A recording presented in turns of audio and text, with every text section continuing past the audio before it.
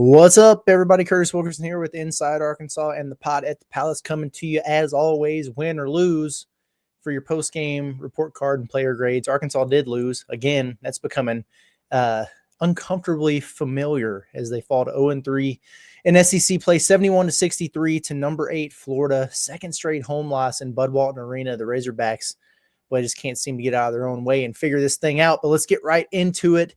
We're going to start with the offense and defense, and then we'll work our way down through the players. Let's just start with the good. We need some good. And if we were to find some, I think it would be on the defensive end of the floor for Arkansas. And I know people are frustrated about that game, and I understand, but they did some really good stuff on the defensive end to the point where I think I'm going to give them a B-, actually, believe it or not, on the defensive end. Now, I'd go higher, but they still gave up 16 offensive rebounds, which in fairness is quite a few less than they grabbed against Tennessee. So, I mean, all things considered, where Arkansas has been at on the defensive glass, where Florida's been out on the offensive glass, I'm not that mad about it. But the problem was they turned them into 19 second chance points. It seemed like every time down the stretch they grabbed an offensive rebound, it wound up turning into a three. And kind of help deliver the dagger there in the game. But man, like 71 points, it's the fewest Florida scored all season. 39% shooting from the field is the lowest they've been held to all season. So there were some positives there. We talked about that three-headed monster in the backcourt. Walter Clayton, Arkansas held him to 4 of 15 from the field. Will Richard was just 4 of 11 from the field. So they did a pretty good job on a couple of really good guards there. Elijah Martin was pretty solid. He was 5 of 11, 14 points, hit 4 threes in this game. But again, it's you don't really want to hear. I said it, earlier on the postgame show. Like, you don't want to hear about the labor pains. You're trying to see the baby. Like, I understand the frustration with, hey, who cares? They lost. But there were at least some positives to take away on that end of the floor. Now we flip to the offensive side, where they're getting an F. Arkansas has just really, really struggled on that end of the floor in SEC play. And man, you're 3 games into it now, and I know they played some pretty good teams here, but 2 of them have been on your home floor, and it's not getting any better. So some big-time concerns and stuff they got to figure out offensively. Arkansas shot 30% from the floor in this game, 18 of 60. That's insane. I've never seen anything like it. The backcourt struggled again. The front court was definitely better than it was against Ole Miss, but my goodness, 3 of 16 from 3, and even that was a little bit hollow. 18.8% from 3, and it was a little bit hollow. Great, but they just weren't shooting them. We can talk about modernized basketball and everything. 16 3-point attempts is just not enough. I don't care if you're making them or not, but they were 1 of 11 for the longest. Just weren't even attempting them out there. And then the free throws. You've been barking all year about Arkansas doing a better job maybe of getting to the free throw line and getting some freebies. Well, they're not freebies for the Razorbacks. They go 24 of 35. You get there 34 times, you only knock down 68% of them. And then 2 of 16 on layups around the rim. Layups and free throws, the 2 easiest shots in basketball, and Arkansas missed 25 of them combined. It's just not going to get it done. Happy to see they only had 8 turnovers in this game, but my goodness, when it's also you got to make shots and you got to score points to beat teams. Early on in the game, they looked really good. They were getting out in transition and running the floor, getting downhill, everything we said they needed to do. Boy, after the first media timeout, Florida turned their water off. And right now, when Arkansas gets in the half court offensively, they ain't got nothing for anybody. So some encouraging stuff defensively, still a lot of room for growth there. Offensively, it's an abject disaster that they've just they got to get it figured out there. Before we move on to the player grades, do want to let everybody know that our report card today is sponsored by Bryant's Technologies. Really appreciate them and everything they do over there. Bryant Technologies is dedicated to delivering high-quality network infrastructure and security camera solutions. They take pride in their exceptional workmanship and commitment to keeping your business operations seamlessly connected and secure. Whether it's structural cabling, security camera installation, digital signage, or TV mounting, Bryant Technologies has you covered. They service the entire state of Arkansas, as well as all of Arkansas's bordering states. Have Bryant Technologies help you with all your network and security needs. Give them a call, 870-883-0330, or check out their website. You see at the top, Bryant's. Make sure you get that S in there, technologies.com. Appreciate them for all that they do to help us out here at the Pod at the Palace. Now we're going to get into the player grades. Oof. In the words of John Calipari. We're just going to start at the top and work our way down. There is no MVP in this game because Arkansas lost. Boogie Fland, you know, he was a little bit better than he was against Ole Miss, but not much. And the stats that he did have, this is a hollow stat line. I'm sorry. It just is. D plus, C minus. He just, Arkansas needs a lot more from Boogie. He's really, really struggled so far in SEC play. Finished with 15 points in this game. A lot of them came in just kind of meaningless baskets there at the very end. Both of his threes did. He goes 2 of 3, which, hey, I'm glad to see him make a couple after starting 3 of 17 in SEC play. So, okay, I'll take it. But just 4 of 13 from the field. I think he was 2 of his first 10 maybe. Finished with 15 points. But again, you need those to come in more consequential points of the game there. 3 rebounds, 4 assists, 1 turnover. So still doing a good job of taking care of the basketball. Really struggled, I thought, defensively, keeping the ball in front of him. Florida's got some big physical guards. He was opening up, and those guys are able to get him on this hip, and there's nothing he could do with it. And then I don't know why Arkansas kept insisting on just switching pretty much 1 through 5. Florida's too good for that. And too many times Boogie was getting switched off onto these big post players. And I mean, what is he going to do? I don't blame him for that. That's a schematic thing, but kind of left hanging there out to dry. Adu Thero, he was actually pretty good in this game, but he fouled out and he was limited to 20 minutes. Arkansas was way better with him on the floor. But I got a hard time going above a C+ when he was only able to play 20 minutes. This is a game where he should have played 40 because they really needed him out there. He had 17 points, now only 4 of 10 from the field, but he got to the free throw line and actually converted pretty well for a change. 9 of 12, only 3 rebounds. You need more from him from that standpoint. He's struggling more than I thought he would to defend length at the 4 spot. He's strong and athletic enough to do it, but that length, guys are able to get over the top of him, and it's been kind of problematic there. But, he got 2 fouls fairly quickly in the first half, had to sit for a long time, and then he wound up fouling out of this game at a point where Arkansas was still in it, and they were kind of turning to him, going to him. He was either getting a bucket or getting to the free throw line, and then you didn't have him for the final, let's see, when did he foul out of this game? The 3-minute mark. The last 3 minutes of the game, he was out of there. So you got to have your best player on the floor. That might have been Arkansas's first foul out of the season. If not, it's one of the first. So,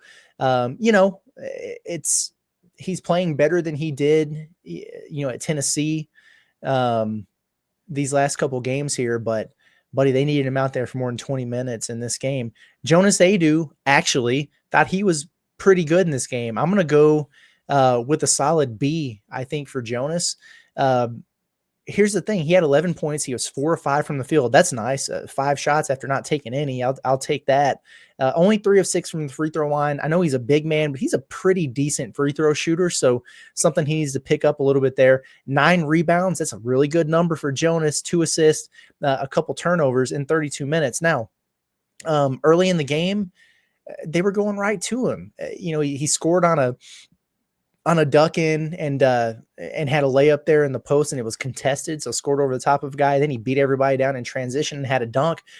And then he didn't get a touch inside the damn arc for like 30 more minutes of basketball. I don't understand why Arkansas does this thing where somebody besides Boogie or DJ gets going and then you just don't see them for long, long stretches. There's got to be more concerted effort there. Get that man the ball inside. You make him sit ball screen after ball screen after ball screen, dribble handoff after dribble handoff, and he's doing all that dirty work for you. He's defending his ass off and fighting on the glass against a really, really good and physical front court. Reward him by giving him a touch on the block, please.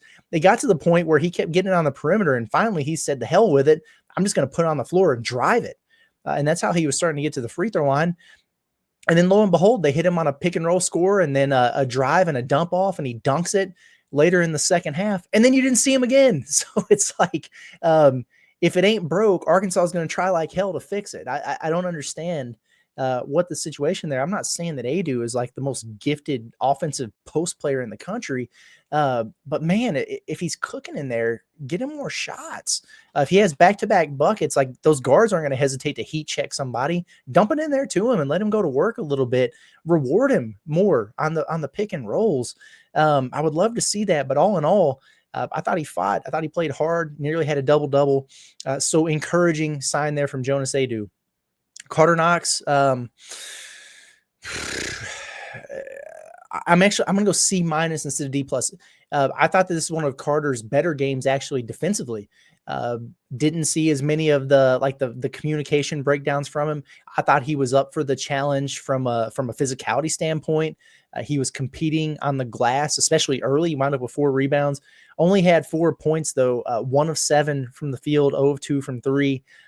Just part of a backcourt quartet there with DJ Boogie, him and Nelly, that just couldn't find the bottom of the net there. Only 18 minutes of play for him. So, a little bit different because we've been more encouraged by his offense and really, hoping he could kind of figure things out as a team and overall defender. And this was kind of the inverse where I thought he was actually better on the defensive end of the floor than he was offensively. DJ Wagner, man, he played almost the whole game. I'll give him a C because I really liked his competitiveness. But again, only 9 points, 3 of 11, and then 1 of 4 from 3. And then he was only 50% from the free throw line. So maybe we'll go C- there. Like there are other parts to the game. And I thought he competed defensively. I thought he played physical. His 4 rebounds, I'm okay with that at the 2 guard position.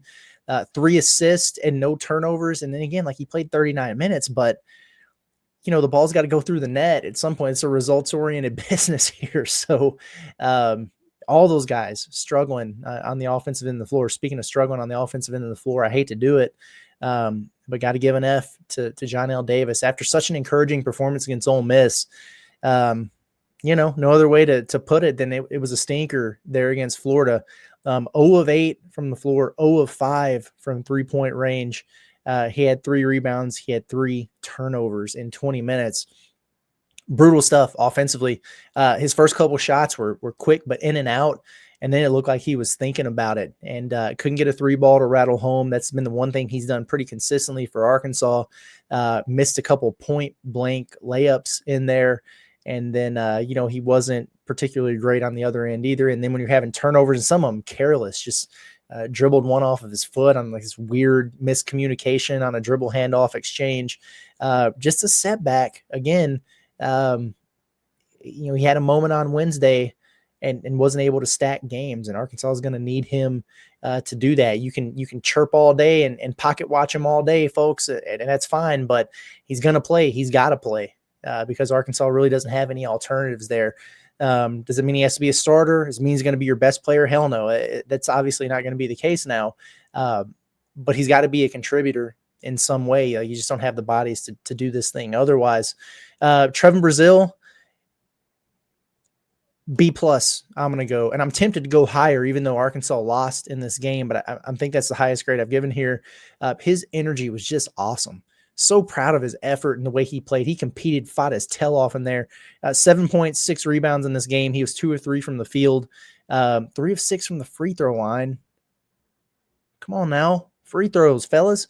Boy, he was really getting after it. He played with noticeably more effort consistently than anybody else out there in a Razorback jersey, which was good to see.